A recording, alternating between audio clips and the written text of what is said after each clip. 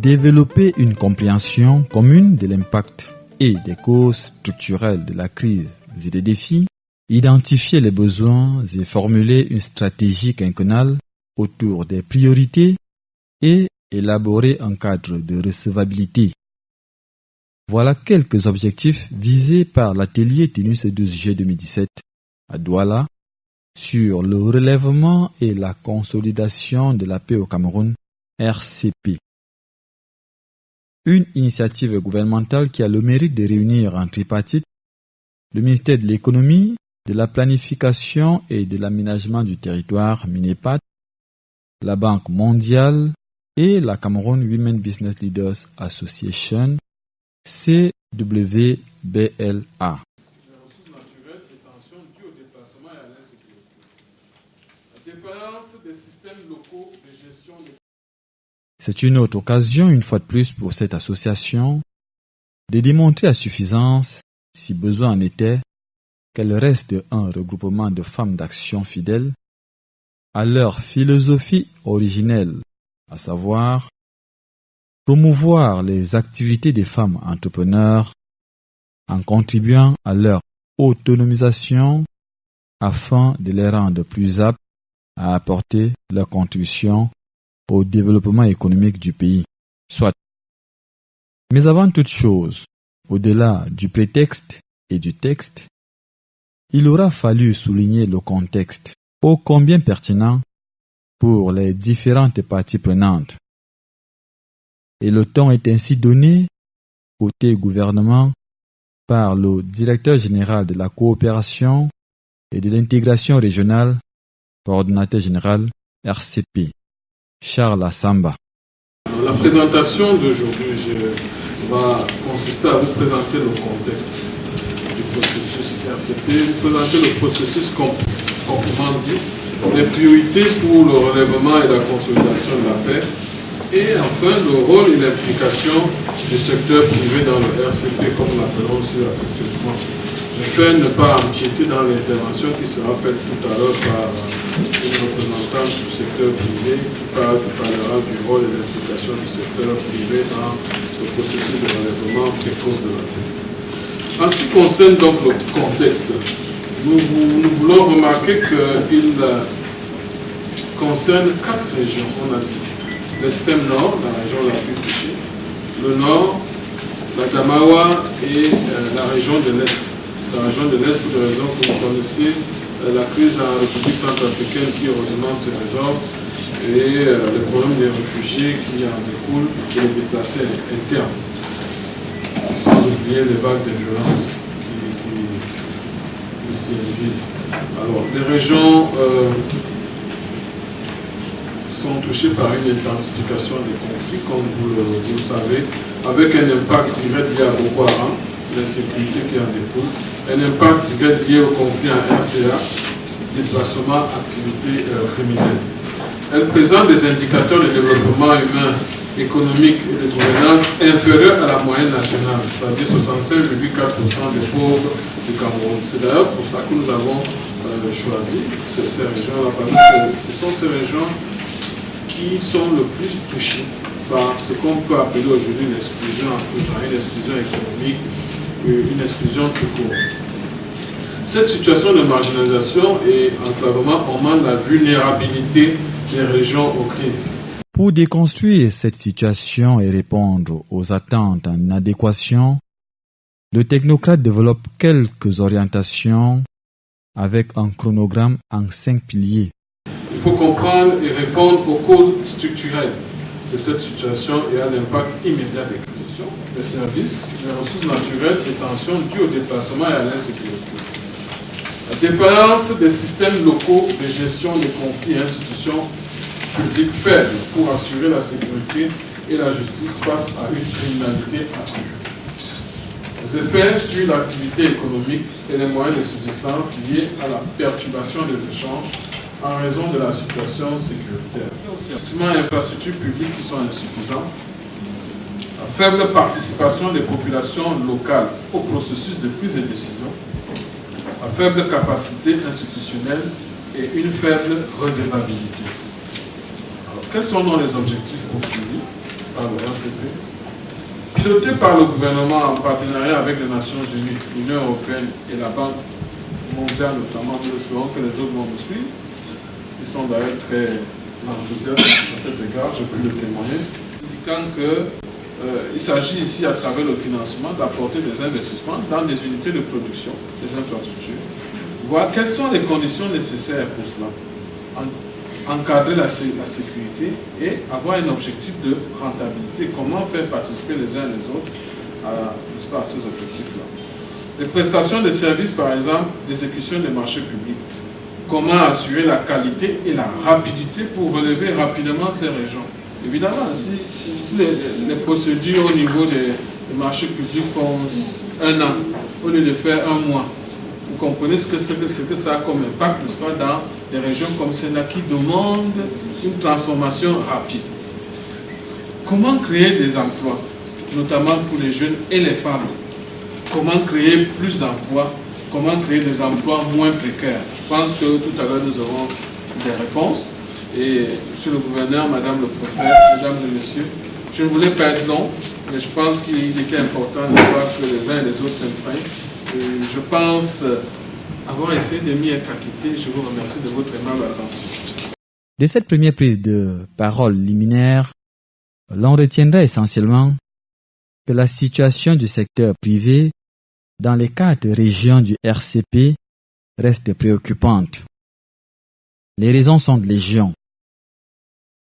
Moins d'entreprises formelles de grande taille que dans le reste du pays, l'enclavement, le coût élevé du transport au kilomètre, peu d'unités de transformation à cause du manque d'énergie électrique, des TIC, de la main-d'œuvre qualifiée et l'approvisionnement incertain, mis à part le commerce frontalier, qui est rendu plus difficile avec la fermeture des frontières.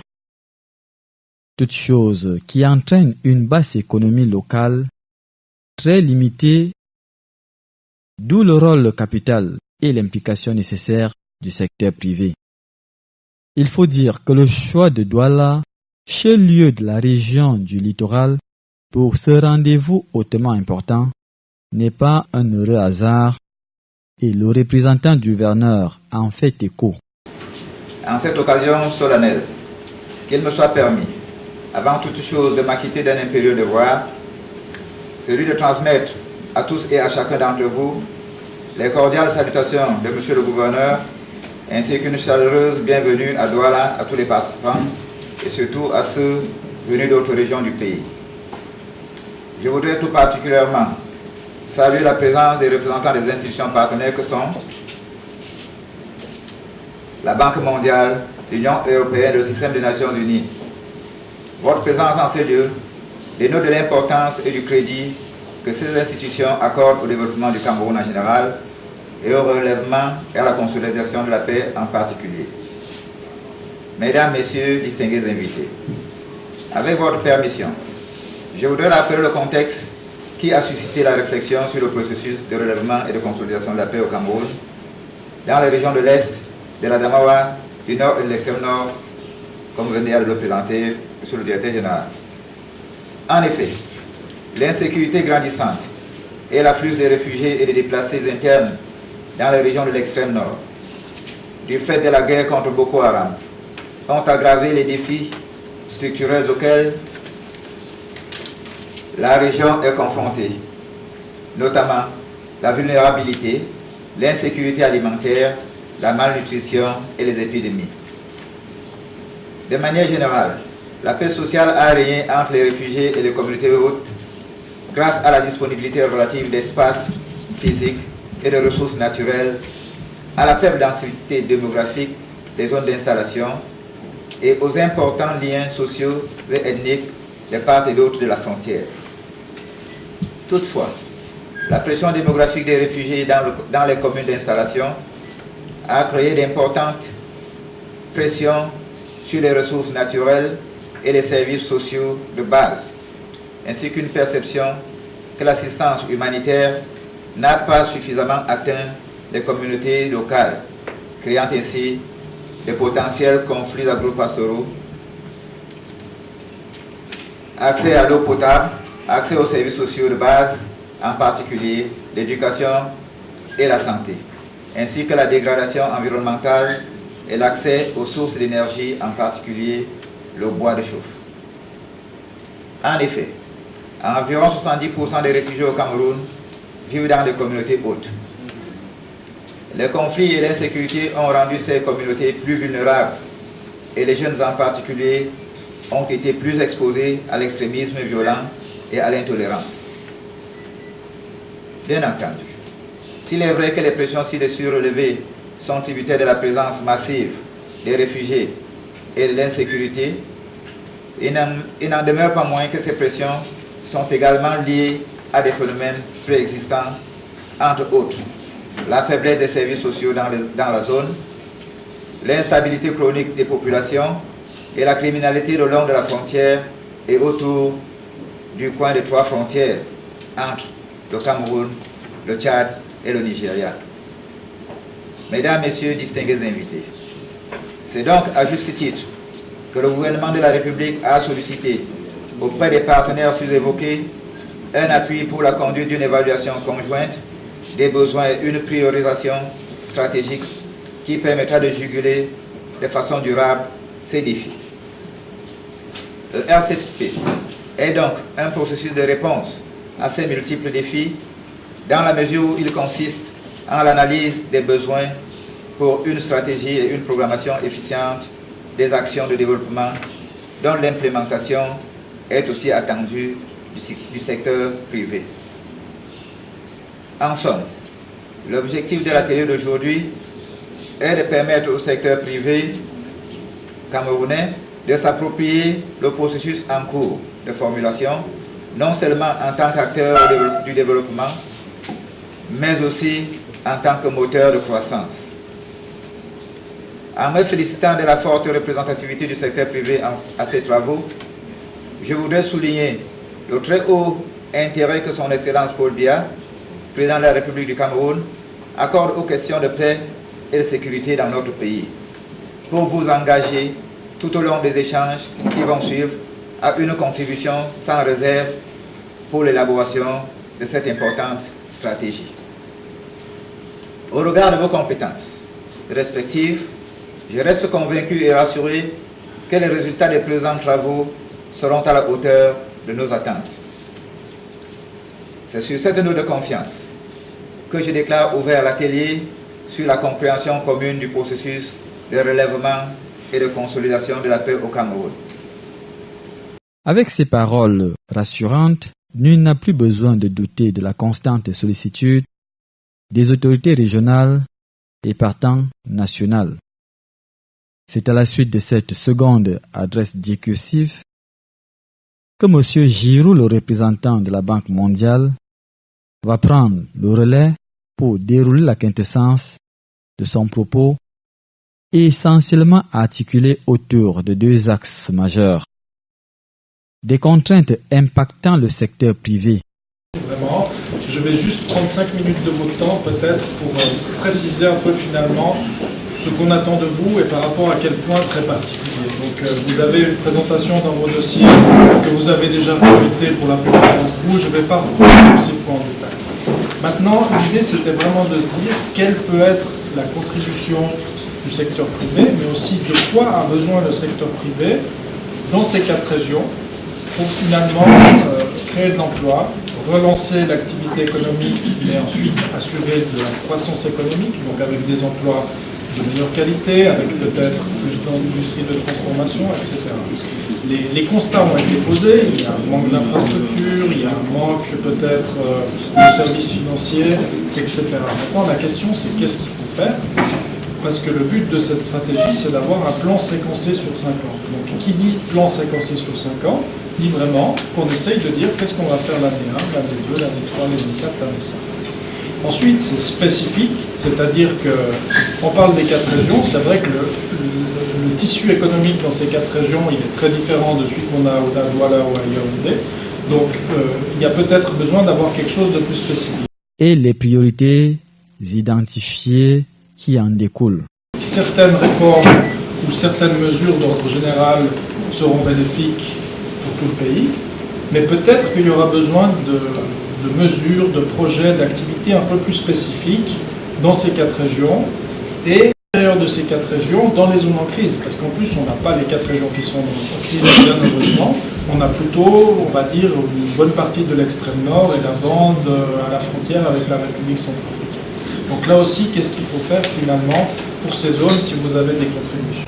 Peut-être pour les pauvres qui se retrouvent insécurisés et donc qui ne peuvent pas déployer toute leur force économique si on veut bien.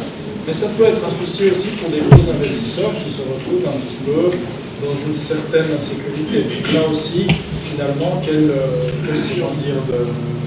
compétitivité du secteur des transports. On est conscient aussi que si on a un secteur des transports qui fonctionne mal, les coûts vont être très élevés et donc l'activité économique va être encore moins rentable. Donc voilà, peut-être un petit peu aussi les questions d'accès à la terre. Tous ces gens-là ont besoin peut-être des mêmes choses parfois, mais peut-être de choses différentes. Donc là aussi, ça sera intéressant de vous écouter. À la suite de tous ses prédécesseurs et à la lumière de leurs édifiants exposés, Adélaïde Ngalé-Miano, la présidente fondatrice de la CWBLA, ne va pas déroger à la règle, loin s'en faut. Toutefois, création d'emplois pour jeunes femmes et filles socialement et économiquement vulnérables, comme un cheval de bataille, c'est sous cette thématique hautement évocatrice et interpellatrice que la CWBLA souhaite imprégner sa marque à cet atelier, d'autant plus que cette approche rentre en droite ligne de sa vision, ou mieux, son ambition. Et l'occasion faisant le larron, il n'est pas de plateforme négligeable pour un peu de marketing. Qu'est-ce que la Cameroun Women Business Leader Association? La Cameroun Women Business Leader Association est une organisation qui s'est donnée pour mission de promouvoir les activités des femmes entrepreneurs et de contribuer à l'autonomisation des jeunes femmes à travers l'entrepreneuriat afin de les rendre plus aptes à contribuer efficacement au développement du pays. Cette mission se décline en 6 objectifs. Je vais juste citer quelques-unes. Encadrer les adhérents en vue d'une meilleure maîtrise de l'environnement économique, juridique et réglementaire. Rechercher et apporter des appuis multiformes à l'entrepreneuriat féminin. Accompagner les femmes entrepreneurs et leaders dans la maîtrise des évolutions managériales et nouvelles techniques professionnelles. Ces objectifs sont déclinés dans quelle commission? La commission chargée du transfert du secteur informel, une commission évaluation et prospection, une commission stratégie. Comme vous l'aurez constaté, la femme et la jeune fille sont au cœur de nos préoccupations et de nos actions. La suite de l'atelier est réservée non seulement à la justification du thème. L'éducation comme vecteur de réduction de la pauvreté et saute à la création de l'emploi. Dans un contexte comme le nôtre, l'accent devait être mis sur des formations professionnalisantes, en particulier en zone rurale. La femme devrait avoir une formation continue tout au long de sa vie professionnelle. Et ce type de formation concerne ceux qui sont rentrés dans la vie active et ont donc quitté la formation initiale. À la Cameroun Women Business Leader Association, par exemple, nous formons gratuitement les femmes. On les conçoit des programmes de formation adaptés à leurs besoins. Et ces femmes, on les classe par secteur d'activité. Le développement des stratégies permettant au secteur privé d'être pourvoyeur d'emploi pour la femme ou la fille socialement et économiquement vulnérable. Redonner en même temps une place de choix à l'enseignement moral et civique dans nos programmes scolaires. Si dès le bas âge, on inculque à la jeune femme le culte de l'effort, le refus de l'argent facile, la citoyenneté, l'esprit d'entrepreneuriat, on aura atteint les adultes combatifs et les employés modernes. Soutenir concrètement l'éducation des jeunes filles via un programme de transfert conditionnel des revenus. Le principe est simple. Une aide financière est versée tous les mois à chaque famille ciblée, mais elle est conditionnée à l'assiduité des enfants à l'école. C'est un programme qui doit s'adresser uniquement aux familles extrêmement pauvres. Privilégier en même temps les activités à haute intensité de main-d'œuvre, l'industrie, l'agriculture, les TIC, par exemple. De même, les accords de partenariat économique pourraient être mis en contribution pour créer encore plus d'emplois. Le passage du secteur informel au formel. De façon générale, le secteur informel regroupe l'ensemble des activités économiques qui échappent à l'administration fiscale. Mais le secteur informel, de nos jours, a pris une telle importance qu'il a fini par constituer une sorte d'économie parallèle, amortissant à sa manière le chômage et le désœuvrement de la jeunesse et des groupes les plus vulnérables. Mais aussi des doléances en guise de recommandations. La première recommandation que la Cameroun Human Business Association souhaite faire est la mise en œuvre d'une plateforme entre le secteur public et le secteur privé. Elle permettrait aux membres du gouvernement, par exemple, d'être au fait des réalités du terrain et ainsi proposer des mesures en adéquation avec les réels besoins et attentes des populations. Il serait souhaitable d'envisager de mettre en place un cadre normatif et incitatif permettant la promotion du travail IMO. Ça, c'est quelques exemples. Garantir la parité et l'égalité de genre, notamment dans les zones prioritaires telles que les 3 régions septentrionales et l'Est. In fine, l'on retiendra qu'il faut éduquer la jeune femme et fille socialement et économiquement vulnérables, inciter le secteur privé à créer des emplois et opérer la transformation du secteur informel au formel. C'est par un jeu de questions-réponses qui témoigne de l'intérêt des participants à cet atelier. La question revient à M. Charles Assamba. Lors de votre introduction tout à l'heure, vous parliez justement de la faiblesse en fait de la demande locale. Parce que si on parle du secteur privé doit s'investir justement dans cette zone-là, il faudrait pouvoir voir quelle est l'adéquation entre la demande et l'offre justement à apporter. Or, l'inquiétude ici, ce serait justement de se rendre compte que de l'insécurité qui sévit, de voir également qu'il y a une très faible demande. Du coup, l'offre en fait ne pourrait pas vraiment être attrayante. C'est ce qui concourt justement à décourager davantage en fait les entrepreneurs à investir dans ce cadre-là. Donc ici, je voudrais savoir en fait à ce niveau-là qu'est-ce qui est prévu et aussi qu'est-ce qui est prévu justement pour faciliter, rassurer ces investisseurs potentiels ou alors ceux qui y sont déjà pour continuer à y être en fait au lieu de toujours délocaliser leurs activités et s'installer dans les zones qui sont les plus sûres parce qu'après ça c'est du business qu'on fait. Le social c'est certainement le gouvernement qui s'occupe de ça mais après ça comme je dis c'est le business et le business véritablement c'est l'intérêt qu'on recherche. Et si on recherche ces intérêts-là, on prend également le moins de risques possible en fait. Or là-bas, véritablement, c'est une zone à très très haut risque d'insécurité. La présidente, sur la plateforme de concertation du secteur privé, du secteur public. Comme a dit le MECAN, cette plateforme existe à travers ce qu'on appelait le CIF, Cameroun Business Forum. Mais alors, l'élément que je voudrais apporter, c'est que le secteur privé en lui-même est regroupé à travers un consortium.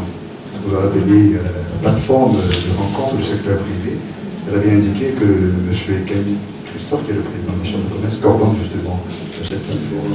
Se situe au niveau de l'emploi et du social, parce que nous parlons tous de la sécurité. Et vous allez voir, en fait, je n'apprends rien, les grands pays, ou bien comme la France d'ailleurs, lorsqu'un nouveau président prend fonction, il se penche d'abord sur 2 points, notamment le code du travail et la sécurité sociale, qui sont des éléments importants pour un gage de paix dans un pays. De notre présidente pour dire que c'est bien pour qu'on parle de tous les groupes, toutes les commissions, je ne sais pas comment on peut appeler, qui ont été mises sur pied pour essayer d'épiloguer sur les différents points dont on est en train de discuter aujourd'hui. Dans presque tous les secteurs dans notre pays, est-ce que ces activités généralement sont suivies et accompagnées jusqu'au bout? Je crois que c'est de ça qu'il s'agit. On a essayé de faire comme si chaque région peut même être autonome pour pousser les femmes à travailler. Maintenant, quand on rentre, quand on va tout droit au but, à l'heure actuelle, notre objectif est que dans ces 10 régions, on va avoir ce qu'on appelle centre pépinière. Centre pépinière, ça veut dire que ça sera ouvert aux jeunes aux jeunes filles, aux femmes, pour que toutes les femmes viennent chez nous pour attirer toutes les informations possibles. Ensuite, la science sera levée avec des conseils au relent d'injonction de Charles Assamba, le directeur général de la coopération et de l'intégration régionale, coordinateur général du relèvement et la consolidation de la paix, RCP 2017. Il s'agit d'une transformation structurelle de l'économie qui commence par les structures mentales. Comment? Peut-être que le discours que je vais dire ne plaît pas, mais il faut qu'on passe désormais à cela. J'ai discuté tout à l'heure, j'ai rigolé avec mes 2 collaborateurs. J'ai dit, je vais au Nigeria, je vois les grands hommes d'affaires avec leurs jets privés garés dans les aéroports. Il y en a même qui ont des jets chez eux. Bon, la vie ne fait pas le moine, mais c'est quand même un révélateur du degré de richesse et même par ricochet du degré d'implication. Donc il faut changer le paradigme. Secteur privé, moteur de croissance, veut dire qu'il faut apporter quelque chose dans la croissance. Ça veut dire que je dispose de quelque chose que j'apporte pour le développement du Cameroun. Maintenant, qu'est-ce que j'attends de l'État? Ça rejoint l'État.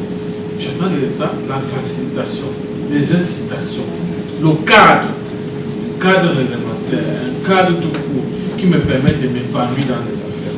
Dans beaucoup de pays, c'est le secteur privé qui apporte, quitte à ce que l'État lui permette de bien apporter. Alors, donc c'est une interpellation forte. Changeons de paradigme. Ayons l'honnêteté de changer de paradigme. De penser que, oui, secteur privé, nous devons apporter à l'État. J'ai assisté, je vous dis, ça va vous faire mal ce que je dis, on va assister à des forges. J'ai eu l'honneur d'accompagner le chef de l'État en Italie. On a dit, regroupez-nous des hommes d'affaires qui vont accompagner. Mais chacun veut la vie, est-ce qu'on peut nous acheter le billet d'avion? Oui, mais qui est cet industriel-là qui demande le billet d'avion à l'État? Alors que l'industriel doit normalement apporter et voir ce que l'État peut faciliter. Conséquence, quand nous arrivons dans ces endroits, parfois le président passe, il ne vous salue pas. Il m'a méprisé. Non, il ne vous a pas méprisé, c'est comme vous ne plaisez pas. Quels sont ces gens qui sont toujours là-dedans? Donc il faut inverser le paradigme. Il faut inverser le paradigme pour voir concrètement qu'est-ce que vous pouvez apporter comme solution au développement du Cameroun, quitte à ce que les facilités, l'encadrement de l'État puissent suivre. Donc, je m'excuse si j'ai bousculé des certitudes, mais il faut commencer par là. Il faut commencer par la notion de sécurité. On est parti du principe de sécurité militaire essentiellement étatique à la sécurité globale, à la sécurité humaine, jusqu'au changement climatique, jusqu'aux problèmes environnementaux et sociaux. Tous les aspects de la vie maintenant s'appellent sécurité. Et qu'est-ce que ça entraîne du point de vue de l'État? Ça entraîne du point de vue de l'État un changement de lecture dans la définition, dans l'élaboration et la mise en œuvre des politiques publiques de développement.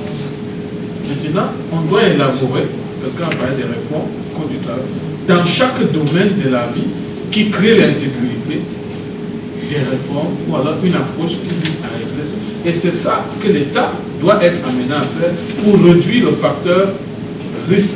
Et l'histoire retiendra à toutes fins utiles que la CWBLA était la partie, une autre étape significative dans son ascension vers les cimes.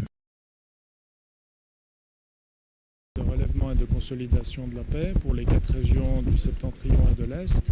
Et dans ce contexte-là, on est tous conscients qu'il faut de l'activité économique, qu'il faut relancer le commerce, il faut de l'emploi pour qu'on puisse vraiment assurer que les gens soient en paix, qu'ils puissent subvenir à leurs besoins, qu'ils puissent aussi se projeter dans le futur et enclencher un processus de développement. Donc pour tout ça, le secteur privé est extrêmement important. C'est vrai qu'un des problèmes, mais une des solutions aussi majeures, c'est de créer de l'emploi, notamment pour les jeunes, c'est de créer aussi de l'emploi de qualité qui permettent finalement d'avoir des revenus supérieurs et d'enclencher déclencher un processus de consommation et peut-être de structuration des entreprises. Et pour tout ça, le secteur privé est extrêmement important. C'est le secteur privé qui fournit les emplois. C'est peut-être le secteur privé aussi qui souvent a les bonnes solutions, les solutions pratiques et pragmatiques. Et donc c'est dans ce cadre-là qu'on est très intéressé à avoir leur contribution. So recovery and peace building has a lot to do with economic activity. It's important that people in the four targeted region of the extreme north, Adamawa and east have employment, have a decent livelihood to make sure peace can happen and can be consolidated in the long run. And for all this, the private sector is very important. It is the private sector that can furnish most of employment opportunities, and it is also the private sector that has the very practical solutions and very practical inputs on how can these employment opportunities be developed and what are the priorities. Présidente fondatrice de la Cameroon Women Business Leaders Association. Nous avons créé cette association ayant pour objectif de promouvoir les les jeunes femmes à participer au développement de ce pays. C'est l'éducation. On s'est beaucoup appesanti sur l'éducation, c'est-à-dire que surtout dans les régions septentrionales et de l'Est. Donc on s'est dit que si on encourage la jeune femme à la base à ne pas se laisser aller, à penser qu'il faut plus tard créer de l'emploi, nous pourrons avoir des jeunes femmes aptes à participer au développement du pays et à réduire la crise même morale.